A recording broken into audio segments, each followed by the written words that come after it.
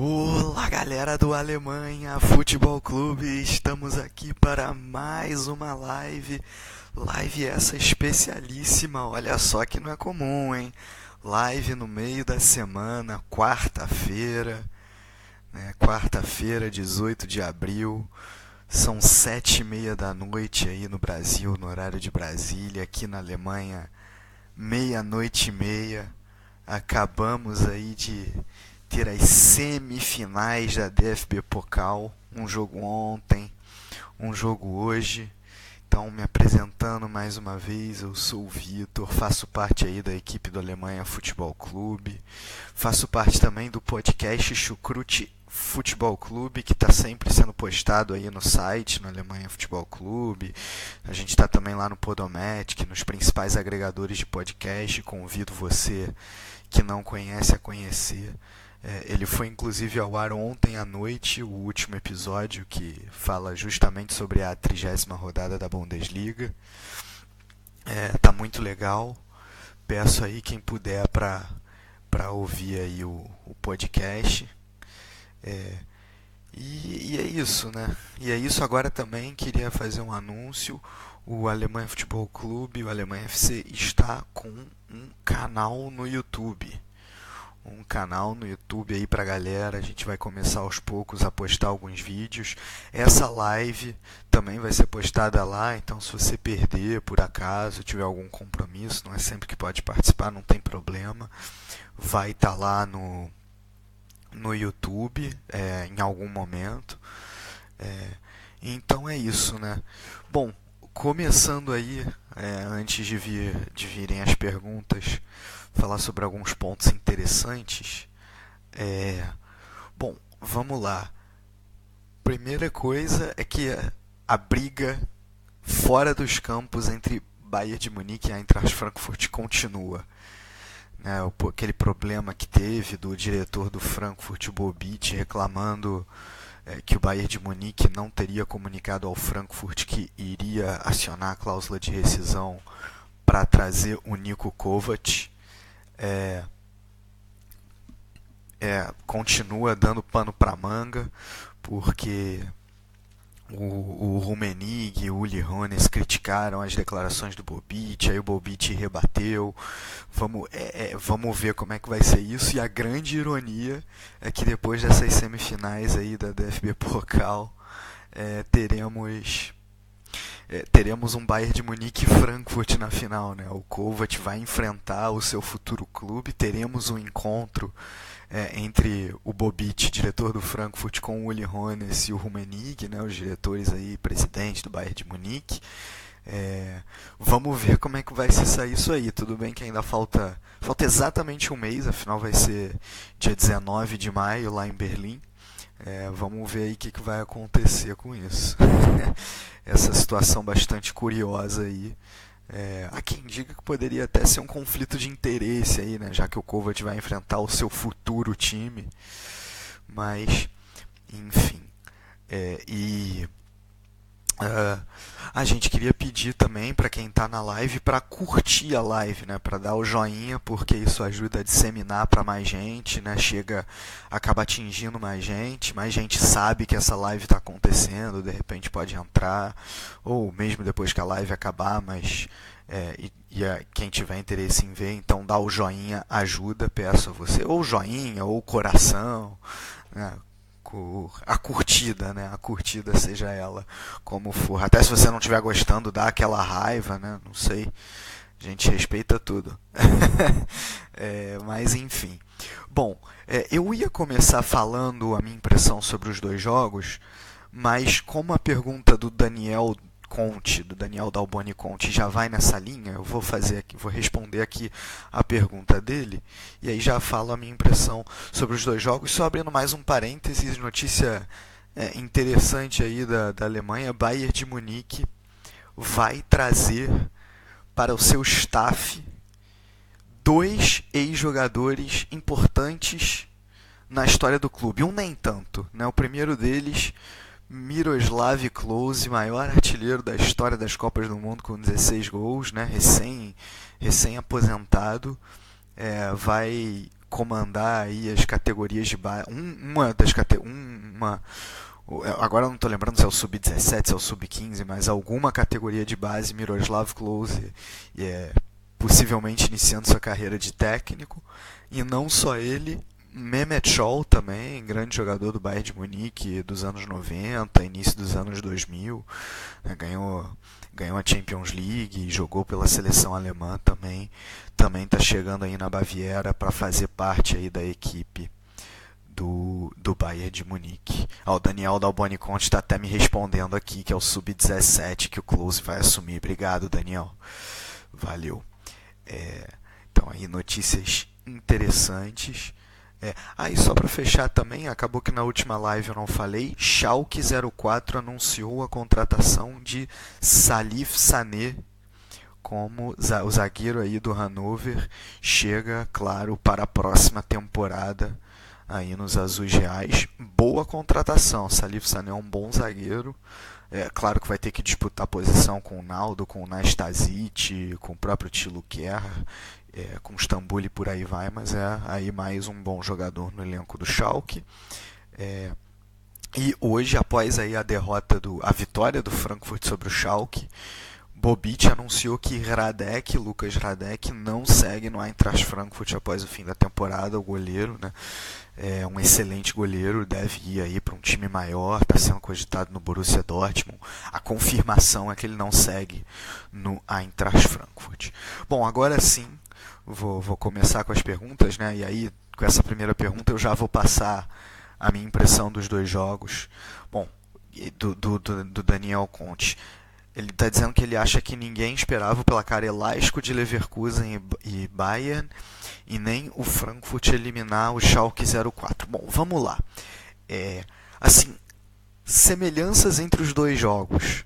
Placar mentiroso em ambos. Para começar, além disso, tanto o Leverkusen quanto o Schalke vinham em grande fase.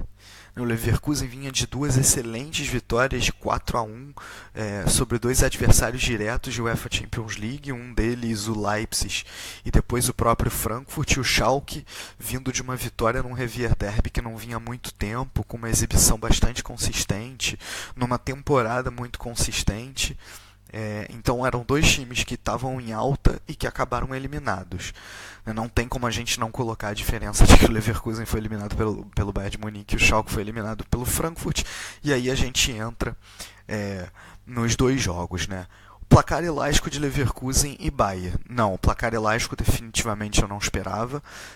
Eu esperava que o Bayern de Munique ia passar, mas não da maneira que passou, né? Com 6-2. Agora, como eu já disse, é um placar extremamente mentiroso. Quem viu o jogo sabe bem disso. Até o Bayern de Munique fazer o terceiro gol, né, fazer 3-1, era um jogo igual, Era um jogo igual. O Bayer Leverkusen entrou de início num 4-2-3-1. E aí tomou 2 gols logo de cara, mas não se abateu, foi atrás do resultado, fez um gol também quase relâmpago com 16 minutos de jogo. O jogo estava 2-1 para o Bayern de Munique e, na minha opinião, seguiu igual, com os dois times atacando bem. Claro que o Bayern de Munique, pela qualidade que tem, tanto no seu elenco quanto no time titular de ontem, impressionava mais, né? Principalmente pelas pontas, com Robben Ribéry, mas não só. O Thiago Alcântara jogou muita bola, né? Fazendo muita função, claro que de uma maneira diferente, mas que o Rames Rodrigues vinha fazendo, né? Nesse 4-1-4-1. Quando vai ter a saída de bola, o Thiago Alcântara era o jogador que recuava para auxiliar, por exemplo, um Javi Martinez, ou mesmo o Boateng e o Hummels nessa primeira saída. Bom, e aí no primeiro tempo eu achei um jogo igual. No segundo tempo, o que aconteceu? O Heiko Herrlich, e aí o jogo foi em 2-1 para o intervalo, né? E o Heiko Herrlich, ele mudou o esquema do time. Ele foi do 4-2-3-1 para o 3-4-3 com uma substituição. Ele tirou o Retsus e, em vez de colocar o Heinrich, que seria a substituição natural, digamos assim, a substituição mais esperada, ele preferiu colocar o Leon Bailey. E aí com isso ele mudou o esquema do time. De início, isso não foi um grande problema. Foi como eu falei, o jogo estava 2-1 pro Bayern de Munique e o Bayer Leverkusen criou no primeiro tempo e depois no início do segundo, ao todo, três chances muito, muito, muito claras de gol. Que o Urais foi muito bem. O Urais pegou muito ontem, foi muito bem no gol. Aí o goleiro reserva do Bayern de Munique, o substituto do Manuel Neuer, que definitivamente está dando conta do recado. Então, eu diria inclusive que o que fez o resultado ficar em 3-1 até aquele momento do jogo eram justamente as defesas do Urais, porque quando o Bayern de Munique teve a sua chance, fez os gols. Né? O Thomas Müller muito bem. O próprio Lewandowski, quando fez o segundo gol, né, o cruzamento do Ribéry nesse segundo gol, a segunda bola do Javi Martinez no primeiro. Mas enfim, o que eu quero dizer é que assim, a diferença dos dois times para mim naquele momento era justamente as defesas do Urais.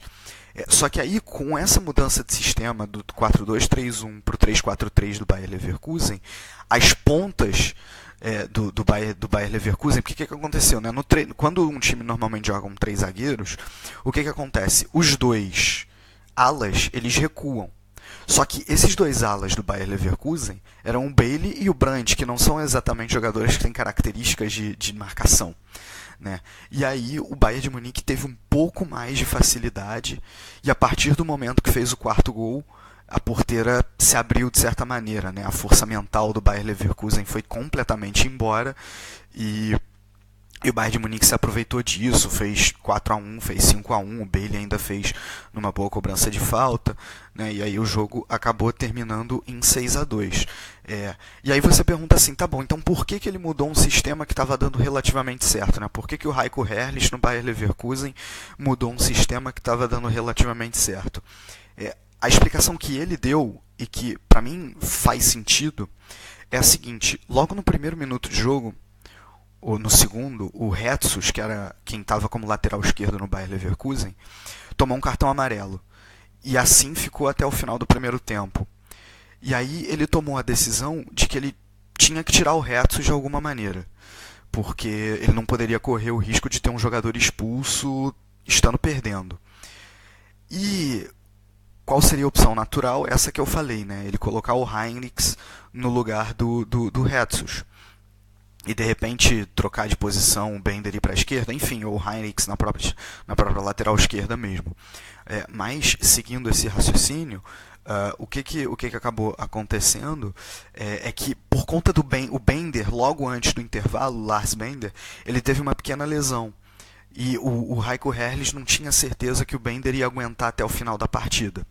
E aí, se ele colocasse o Heinrichs no lugar do Retsus e depois tivesse que substituir o Bender, ele ia colocar dois jogadores de defesa, e depois ele só teria uma substituição no setor ofensivo para de alguma maneira conseguir mudar com o jogo. Ele preferiu antecipar essa substituição. Ele colocou o Bailey no lugar do Retsus e preferiu antecipar essa substituição.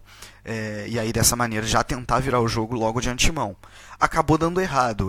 Eu acho que ele arriscou e não deveria ter feito isso, mas que a explicação dele faz sentido, na minha opinião faz. Entendeu? Eu mesmo assim ainda colocava o Henrique e arriscava. Porque você entrar com três zagueiros contra o Bayern de Munique com dois laterais que não recuam, né, com dois alas que não recuam, ou mesmo recuando não tem essa característica de marcação, é um risco muito grande. Ele acabou pagando por isso. Do ponto de vista do Bayern de Munique, mais um excelente jogo, né? É o quarto jogo seguido que o Bayern de Munique faz no mínimo 4 gols. Tá muito bem, assim, realmente. Estão todos os jogadores jogando bem. Tá tendo brilho individual e tá tendo jogada coletiva, né? O quarto gol é um exemplo disso, né? Com o Ribéry jogando com o Robben vindo lá da ponta direita para pegar a bola na esquerda com o Ribéry, ele joga a bola para o Thiago Alcântara, que ainda domina muito bem e faz o gol. O sexto gol é um primor, com o Thomas Müller dominando a bola daquela maneira e tirando o Henrichs da jogada. Era o Henrichs da jogada? Acho que nesse momento já era o Henrichs, sim. Enfim, muito bem.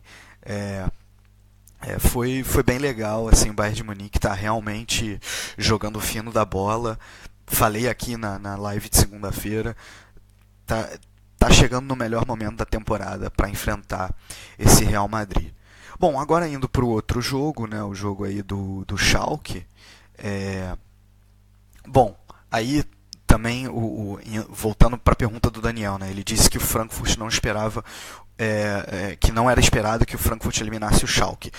É, vamos contextualizar isso. Quando o sorteio saiu, é, e definiu que o Schalke ia enfrentar o Frankfurt em casa, eu até falei assim, ok, o Schalke é o favorito, mas não seria uma surpresa se o Frankfurt ganhasse. Né? Foi isso que eu tinha colocado. Ao longo das últimas 2 semanas, isso mudou um pouco. Isso mudou um pouco por quê? Porque o Schalke ganhou uma consistência absurda, à exceção do jogo contra o Hamburgo. O Schalke não sofreu gol nos últimos 7, né?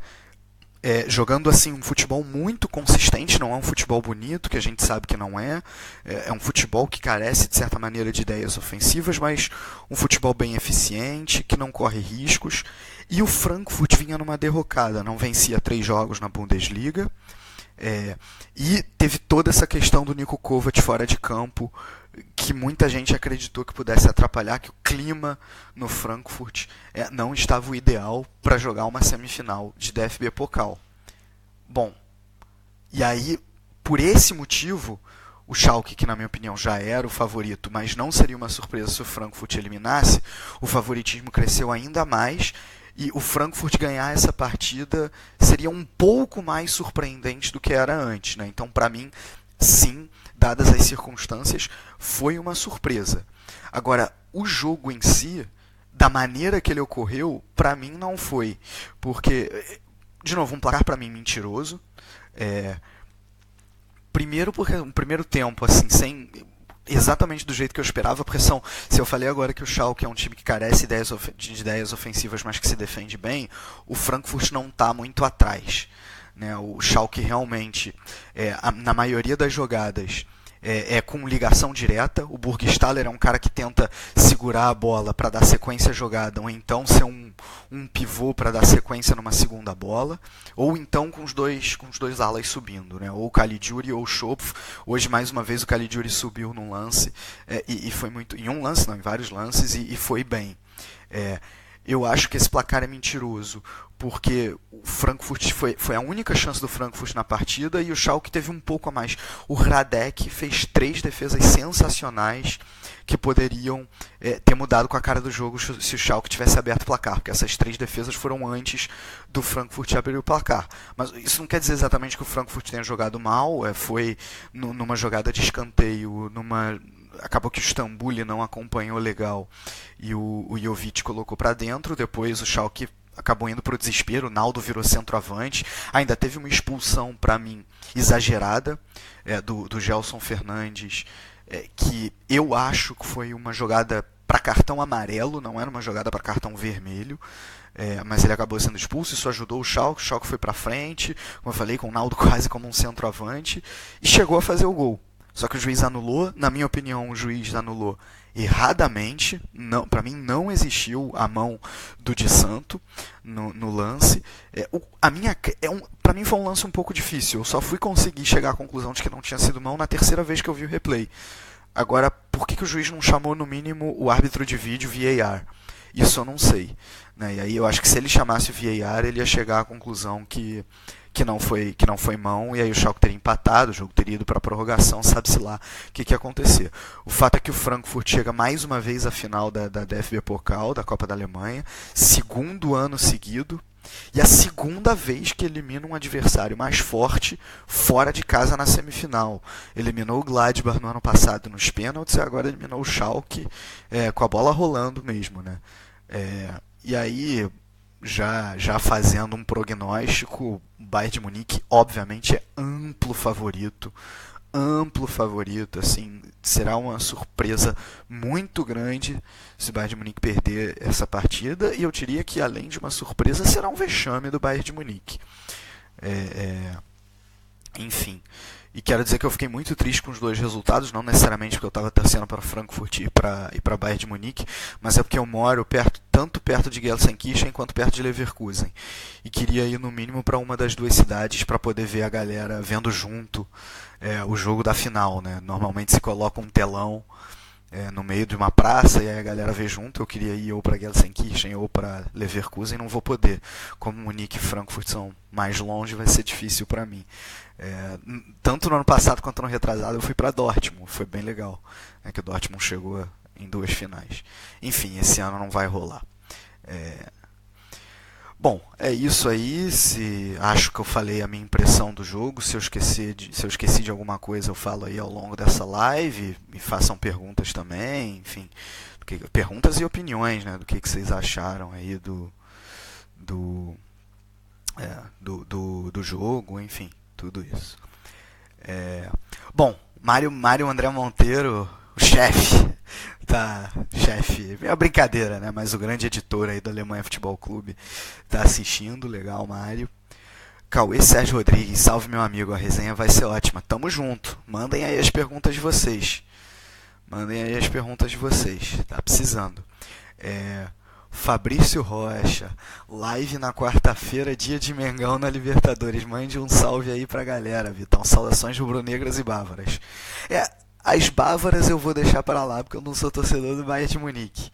Mas as saudações rubro-negras estão mandadas. Hoje é dia de Mengão na Libertadores. Estarei acordado até as 5 da manhã para ver o meu Mengão jogando aí contra o Independiente Santa Fé da Colômbia. Mas não é o papo da live, né? Espero que o Flamengo ganhe, mas não é o papo da live. Bom, mandem perguntas aí, galera. Vamos lá. O Augusto Martins, também sempre presente, valeu. Boa noite, saudações de Jaraguá do Sul. Jaraguá do Sul, Santa Catarina, não é isso? Me corrija aí se eu estiver errado.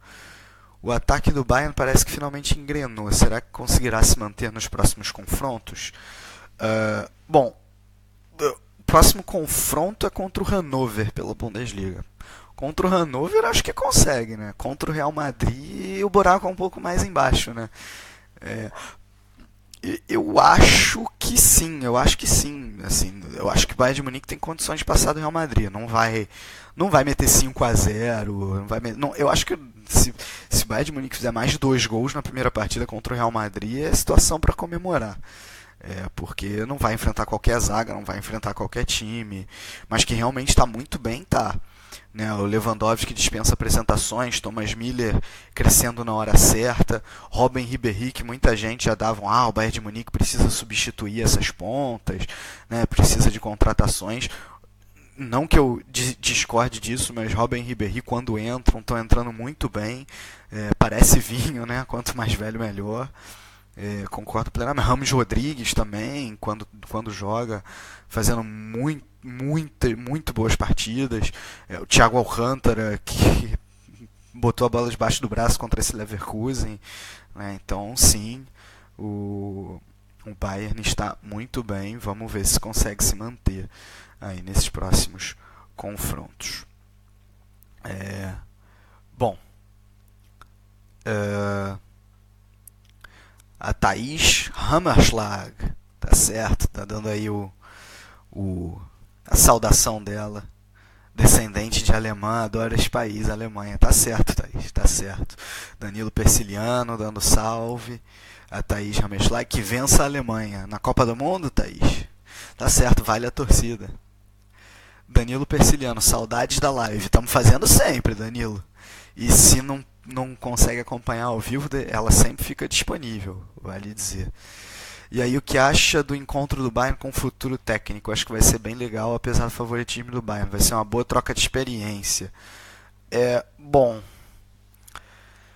Pois é, né? Eu falei, né, que o Bayern vai enfrentar aí o Niko Kovac, seu futuro treinador. Tem gente que acha que é conflito de interesse, né?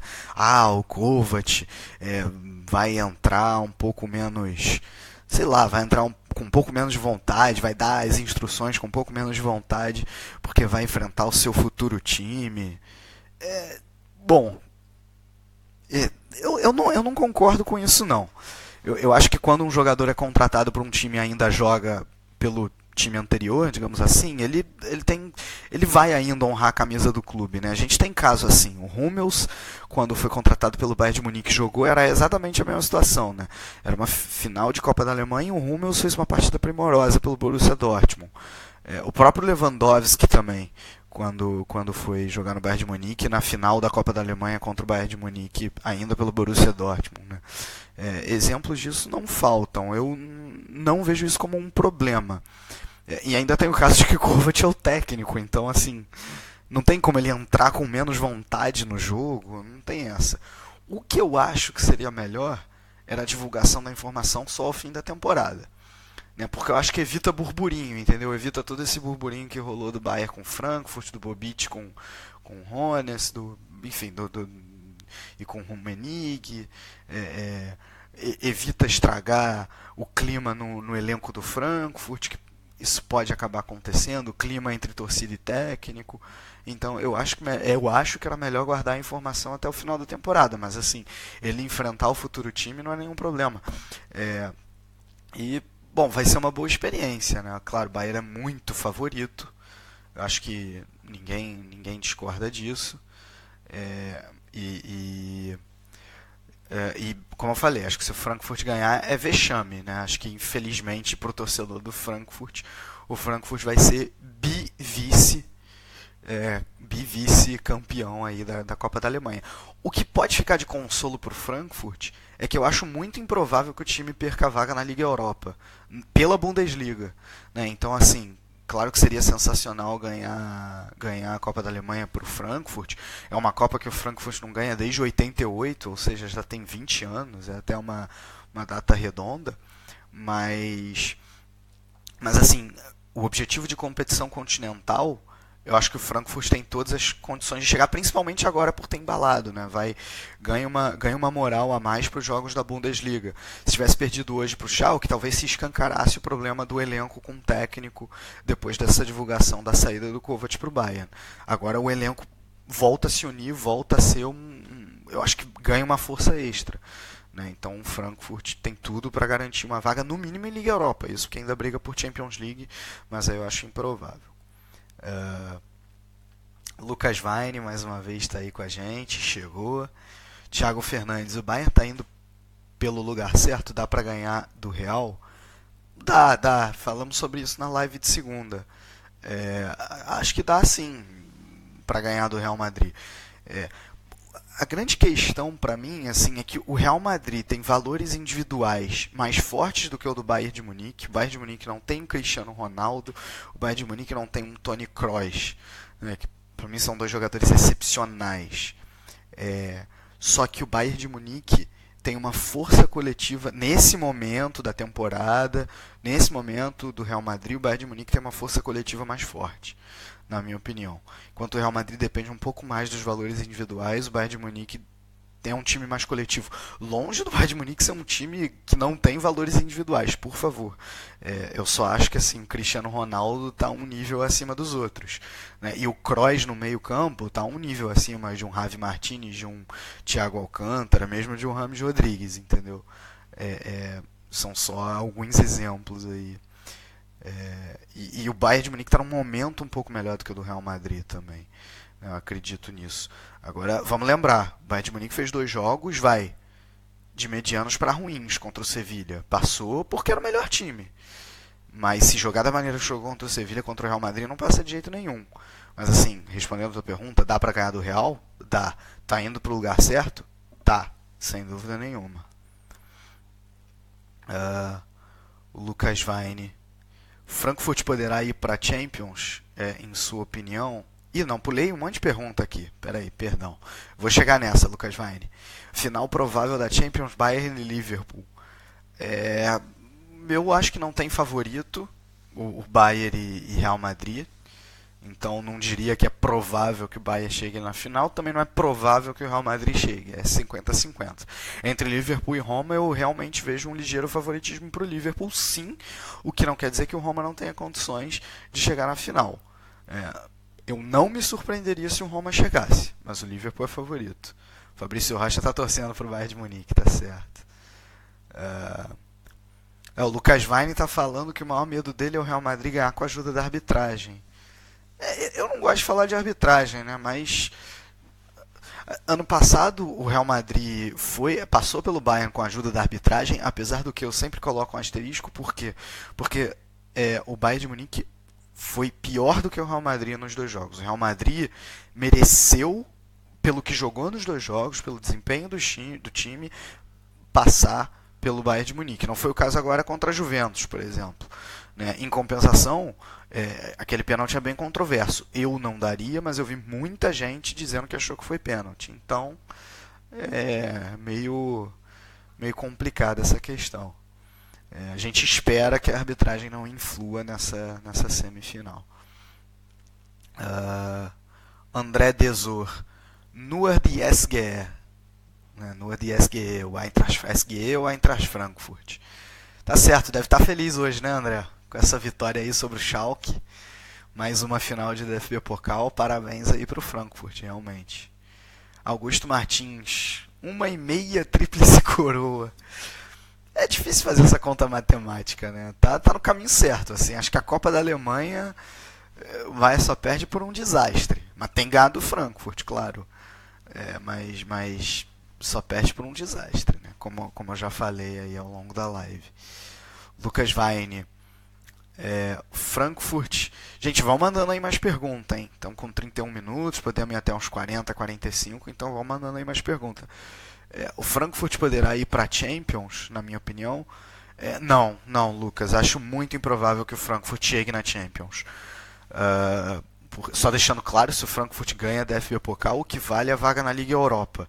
Como eu falei antes, vaga essa que eu acho que o Frankfurt vai conseguir de todo jeito via Bundesliga. Então, e aí Champions League, para começar, já são 5 pontos de diferença para o Bayer Leverkusen. Acabou que o Frankfurt na Bundesliga está 3 partidas sem vencer, e essas 3 partidas sem vencer estão custando caro. Né? 2 derrotas para... uma derrota para adversário direto, né, pro Leverkusen. Então acho que as coisas se complicaram um pouco. Fora que o Frankfurt, sem dúvida nenhuma, de todos os times que estão brigando por Champions League, talvez junto com o Hoffenheim, é o time que tem menos talento, né? O time que tem menos material humano. Então, nessa parte final do campeonato, isso acaba pesando. Acho que o Frankfurt não chega na Champions League. Para mim, Champions League é Bayern, né, que já está garantido. Schalke e Dortmund. Schalke quase lá, perdão. Assim, já está. O Schalke já são 8 pontos, né? 47 para 55, 8 pontos de vantagem para o Leipzig. Então, Schalke também só com desastre, que não chega na Champions League.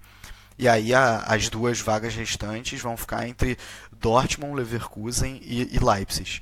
E vale dizer que Dortmund e Leverkusen se enfrentam na próxima rodada, né? Muito interessante. Isso no Signal Iduna Park. Bom, o Caio Herculano também é aí presente já em várias lives. Boa noite, amigo. Se o Bayern passar pelo Real, seria um vexame não levar a tríplice coroa? Não, porque se o Bayern passar pelo Real e perde para o Liverpool na final, isso não é um vexame de maneira nenhuma. Não é fácil enfrentar aquele time do Klopp, não. O Klopp que tem muita experiência em ganhar do Bayern de Munique, né? Vamos combinar. Tem experiência em perder também. Óbvio que eu não vi os números, mas acho que está igual para igual. Na temporada 11-12, o Klopp cansou de bater no Bayern de Munique. Depois na 12-13 só tomou também, né? E em Copa da Alemanha. Então... não será um vexame de maneira nenhuma se o Bayern de Munique perde para o Liverpool na final da Champions League. E mesmo se perde para a Roma, é inesperado, é surpreendente, mas não é. Eu não diria que é um vexame. Vexame é perder para o Frankfurt em Berlim na final. Aí eu considero um vexame, mas perder ou para a Roma ou para o Liverpool, caso passe do Real, não considero vexame, não. Fabrício Rocha,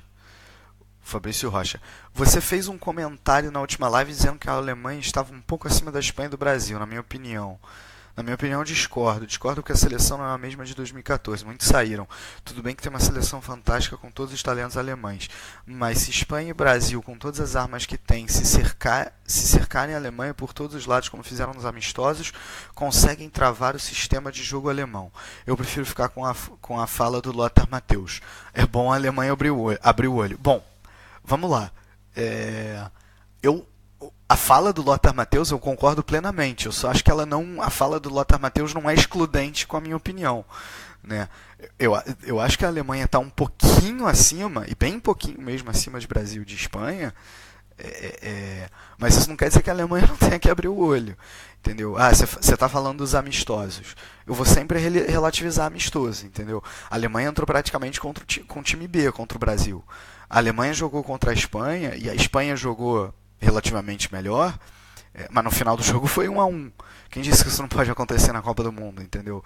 É possível que a Alemanha jogue pior um jogo na Copa do Mundo e mesmo assim ganhe a vaga. Até porque isso é muito Alemanha, né? A Alemanha tem uma força mental, costuma ter uma força mental muito grande. A Alemanha é o time até hoje que mais disputou semifinal de Copa do Mundo, passando até do Brasil, né? A seleção até hoje.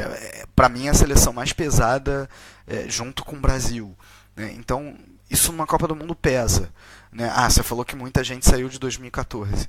Cara, isso é muito verdade. Só que eu acho que a reposição foi feita da maneira certa. Eu acho até, de certa maneira, bom que muita gente tenha saído de 2014. A exceção do Philipp Lahm, para mim, que se tivesse continuado a jogar, poderia ainda estar jogando em muito alto nível.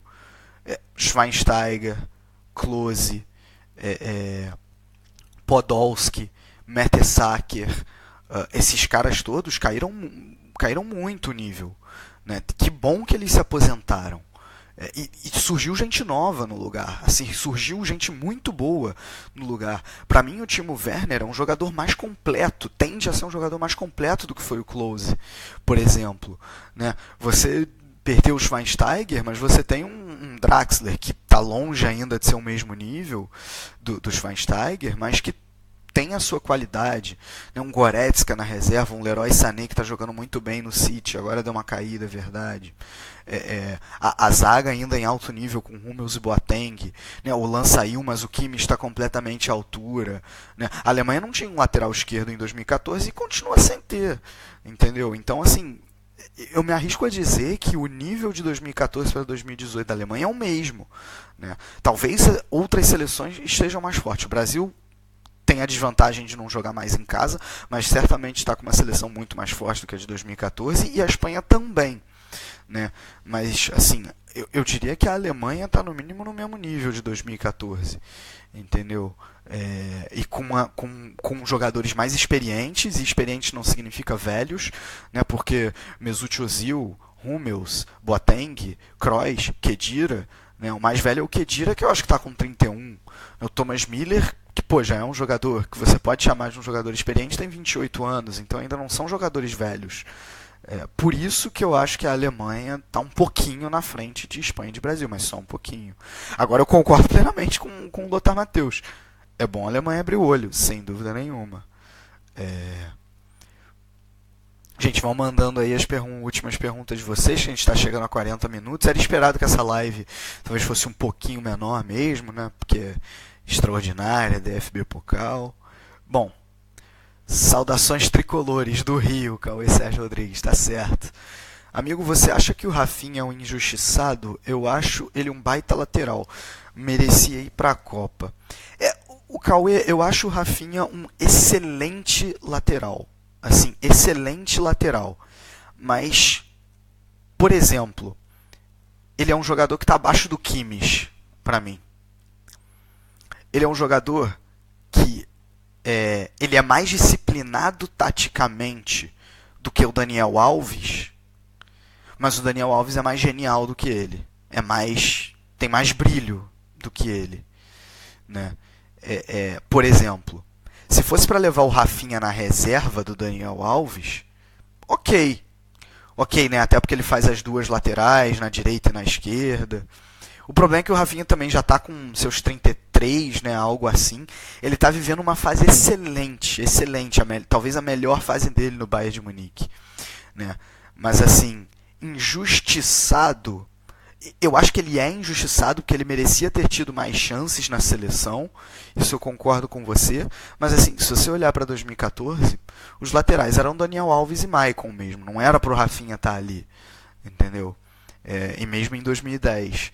Então é um pouco relativo dizer que o Rafinha é injustiçado. Agora eu acho que ele está merecendo a vaga, porque ele está jogando muito. Mas ele já é um jogador relativamente velho. Entendeu? Então eu entendo um Tite não querer levar um cara de 33 anos. Né? Me corrijam aí se eu estiver errado, mas eu acho que não tem nenhum jogador da seleção brasileira hoje de 33 anos sendo convocado. Né?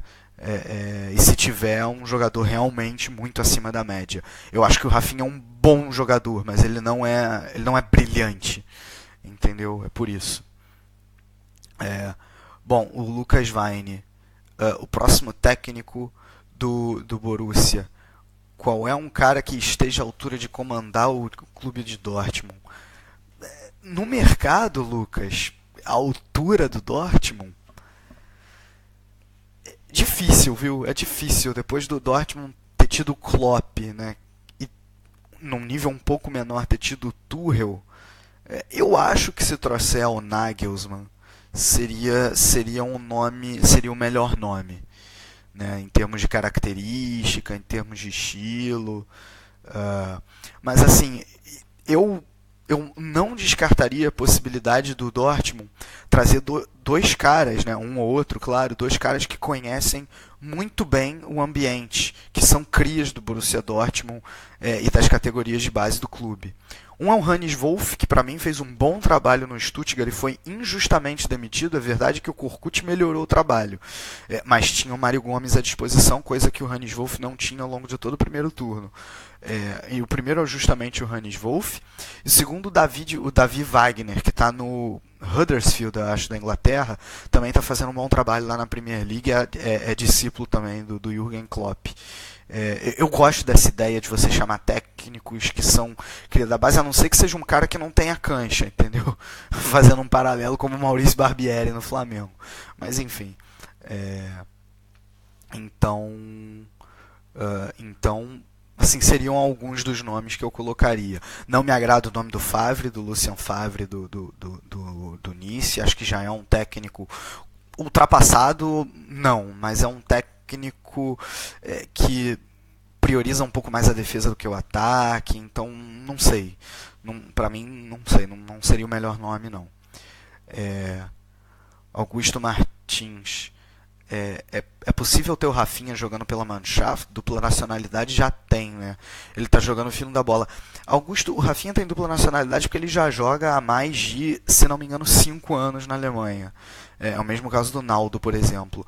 Mas eu li que o Rafinha não... Agora eu não estou lembrando, porque já faz uns 2 anos que eu li sobre isso. Mas o fato é que o Rafinha não pode jogar pela Mannschaft. Porque eu acho que ele jogou por seleção de base do Brasil e depois jogou amistoso. Uma jogada dessa, eu não lembro exatamente qual é o motivo, mas ele não pode jogar pela seleção alemã porque, mesmo tendo essa dupla nacionalidade. Senão seria um bom nome, também porque joga nas duas laterais, né? Acho que seria um nome melhor do que o Plattenhardt, por exemplo, que vai na reserva da lateral esquerda. O Caio Herculano pergunta: o Neuer vai se recuperar a tempo de assumir a titularidade da seleção alemã? Seria justo com o Ter Stegen? Ou não dá para arriscar jogar a Copa jogando com o Stegen? Para começar, em termos de justiça, eu acho que quando você vai escolher o seu camisa 1 numa Copa do Mundo, justiça é relativo. Entendeu? É difícil você falar, tipo, é injusto. Cara, eu quero entrar com o que eu tenho de melhor. Entendeu? Com o time que eu tenho de melhor, com o melhor goleiro que eu tenho, o melhor goleiro que se encaixa no time. É isso que eu quero, cara. E se tem um goleiro melhor que não jogou o último ano por uma lesão, azar do Ter Stegen, sabe? A questão é a seguinte: eu não acho que ele... eu não acho não, mas eu não me surpreenderia, a mesma coisa. Eu acho provável que o Neuer não se recupere a tempo para para assumir essa titularidade. Eu acho que ele já vai estar recuperado da lesão, já vai estar em condições de jogo, mas ainda vai faltar um pouco de ritmo de jogo depois de uma temporada inteira sem jogar. Então eu, se fosse o Lovo, mesmo com o Neuer já recuperado, eu questionaria sério se eu não colocaria o Ter Stegen. Por quê? Porque o Ter Stegen está jogando muita bola. Você perguntou, dá para arriscar jogando com o Ter Stegen? Certamente que dá, eu não consideraria isso nenhum risco. Porque o Ter Stegen é goleiro top 5 mundial, entendeu? Pelo que ele fez nessa temporada pelo Barcelona. Assim, ele até foi capitão do Barcelona essa rodada aí contra o Celta de Vigo. Então, assim, isso mostra muita coisa. Óbvio que ele não é melhor que o Neuer. Óbvio que se o Neuer tivesse jogado a temporada eu ia de Neuer. Mas eu acho que por essa questão do ritmo de jogo, assim, acho razoável o Ter Stegen ser titular. Não é por justiça exatamente. Assim, quer dizer, é por justiça, né? Porque o Ter Stegen foi muito bem e o Neuer não terá ritmo de jogo ainda, entendeu? Não é por injustiça que eu acho que o Ter Stegen tem que ser titular, porque ele jogou o ano inteiro e o Neuer não. É realmente por desempenho mesmo. Bom, vou só fechar aqui.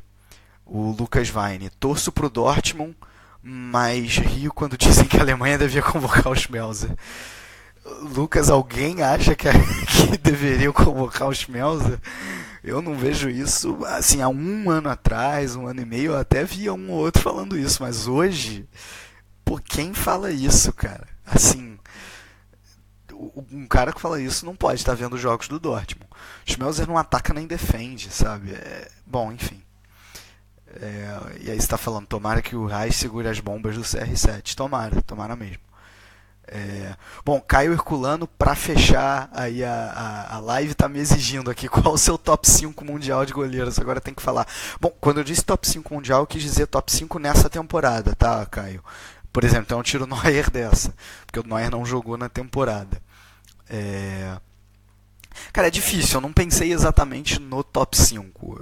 Eu digo que o Ter Stegen está dentro do top 5. Vamos tentar refletir junto aqui, então. Ter Stegen, De Gea, eu acho que não tem muita discussão. Eu acho o Oblak um goleiro sensacional e muita gente não fala nele. O Oblak do Atlético de Madrid. Quem mais? O Buffon ainda fez uma temporada muito boa, né? Não sei se eu coloco ele no top 5. E aí eu acho que dá pra colocar o Ederson e o Ederson e o Alisson nessa, cara, porque também estão fazendo temporadas bem acima da média.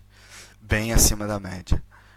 Vale dizer que eu não acompanho muito a Premier League e a La Liga, a própria Série A italiana, profundamente, assim, nos times pequenos. Então não sei se tem algum goleiro num time menor se destacando, mas assim, se eu for pegar da Alemanha, eu acompanho e pra mim não tem nenhum jogando no nível desses 5.